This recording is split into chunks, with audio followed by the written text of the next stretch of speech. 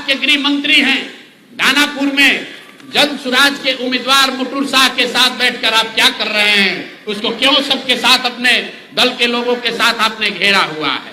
और ये देखिए दूसरा सत्य प्रकाश तिवारी जी के साथ यहाँ के भारत के दूसरे मंत्री धर्मेंद्र प्रधान बैठकर देखिए चाय नाश्ता कर रहे हैं, लेकिन आप उसके घर पर बैठ के उस पर राजनीतिक, आर्थिक, सामाजिक दबाव बना रहे हैं, उसको धमका रहे हैं।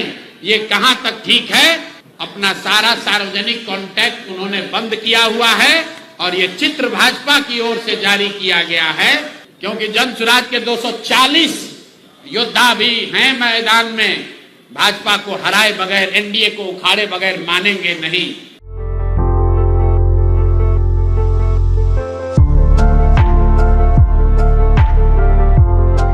नमस्कार, पॉलिटिक्स में आप सबों का स्वागत है।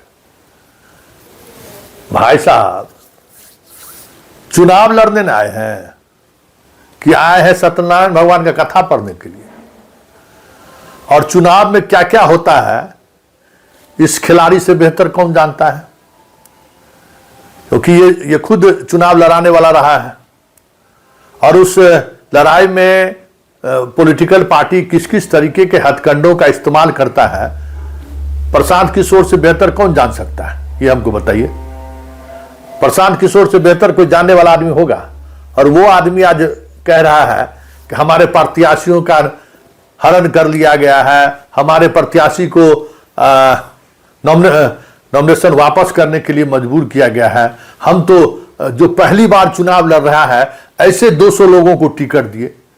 अरे भाई, बहुत आपने टिकट दिया, लेकिन आप तो उस राजनीति के माहिर खिलाड़ी रहे हैं, उस खेल के आप कोच रहे हैं, आपको पता है कि किस तरीके का दबाव बनाया जाता है। तो फिर जब आपको पता था तो ऐसे ऐसे करोड़ों रुपया अर्जित करने वाले डॉक्टर, आईएएस, आईपीएस, व्यापारी को क्यों जनसुराज से जुड़े भाई? हैं? उसी फील्ड से आप आए हैं यहाँ ना, उसी मोदी और शाह की राजनीति को आपने करीब से देखकर बाहर निकला है। वो उनका बैटिंग और फील्डिंग और बॉलिंग करने का क्या तरीका है आप जानते हैं। सूरत में, गुजरात में इस बार लोकसभा चुनाव में उन्होंने क्या किया आपको पता था। तो आज जो आप कह रहे हैं कि जनसुराज से डर लग रहा है, देखिए इस नैरेटिव को सेट करने से बचिए। ये बिहार है प्रशांत किशोर जी। जितने प्रत्याशी आपके नामांकन वापस लिए हैं, सब के सब प्रत्याशी एनडीए के पक्ष में खड़े हैं। देख रहे हैं ना जो तस्वीर आपने जारी की है। और हम शुरू से कह रहे थे कि आप बीजेपी के बी टीम हैं। अब आप कह दिए, अब हो गया। अब तो प्रचार अभियान का भी वो टेम्परामेंट आप दिखाएंगे नहीं। सब कुछ पता है, एक एक चिन्ह बिहार के लोगों को मैं पहले ही बता दिया था, और अभी भी जो बाकी है वो भी हम बता ही देते हैं, क्योंकि जैसे आप नरेंद्र मोदी और अमित शाह के हर एक खेल को बहुत करीब से देखा है और राजनीतिज्ञों के किस स्तर तक खेल खेलता है उसको जिस तरीके से बखूबी आपने देखा है, उसी तरह हमारे जैसे पत्रकार, आप जैसे लोगों को भी बहुत करीब से देखा है। ये जितना आप भावनात्मक बात कर रहे हैं ना, सारे पूरा एकदम पूरे बिहार में चर्चा होगी कि वाह, प्रशांत किशोर तो दिखाया ताकत। कोई भाई का बेटा तो है कि नजर मिला के अमित शाह को कहा है। आप यही कह सकते हैं, यही कर सकते हैं, क्योंकि इसके पीछे की जो सियासत है ना, वो बहुत ही आसानी से समझा नहीं जा सकता। ये जितने डॉक्टर आपके, जिस डॉक्टर की तारीफ कर रहे हैं, बड़ी बड़ी बातें गोपालगंज के डॉक्टर कर रहे हैं, क्या उनका आय जो है, आमदनी का जरिया जो है, क्या वो शुद्ध था? आप जिस तरीके से गांधी की तस्वीर लगाकर गलत पैसे का आप कहते हैं कि हमको कंसल्टेंसी का फी मिला है, उस डॉक्टर को से पूछते ना कंसल्टेंसी का फीस मिला या क्या हुआ है? उसका पब्लिक इमेज तो देखते हैं। जितने डॉक्टर को आपने खड़ा किया है, कभी आपने पूछा कि उसका पब्लिक इमेज क्या है? मरीजों के साथ उसका क्या व्यवहार रहा है? पैसा किस तरीके से कमाया आपने पूछा? नहीं पूछा।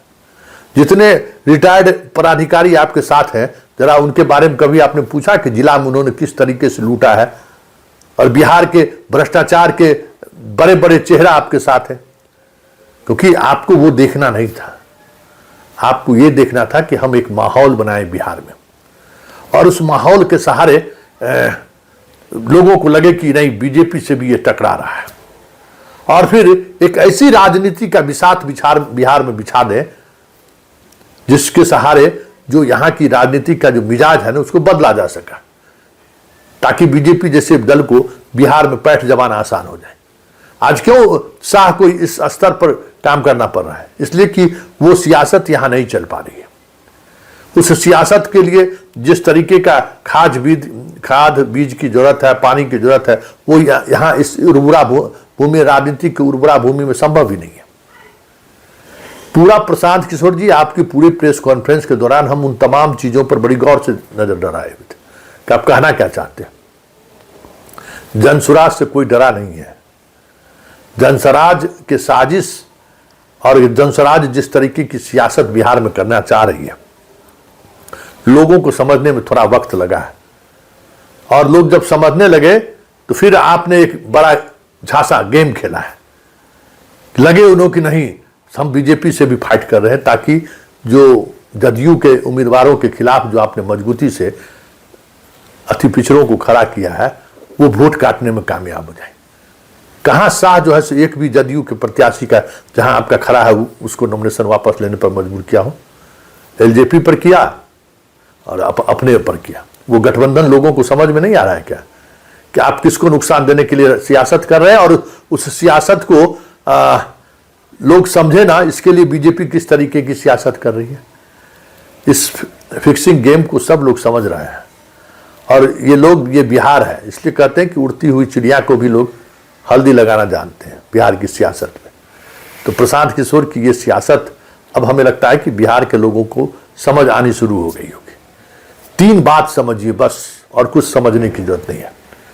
जदयू के खिलाफ इसने जो भी उम्मीदवार खड़ा किया है उसको शाह विड्रॉ नहीं करा रहा है। क्यों?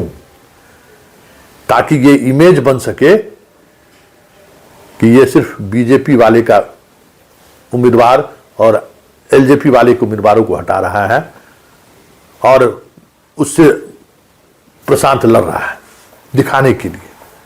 सब कुछ फिक्स है।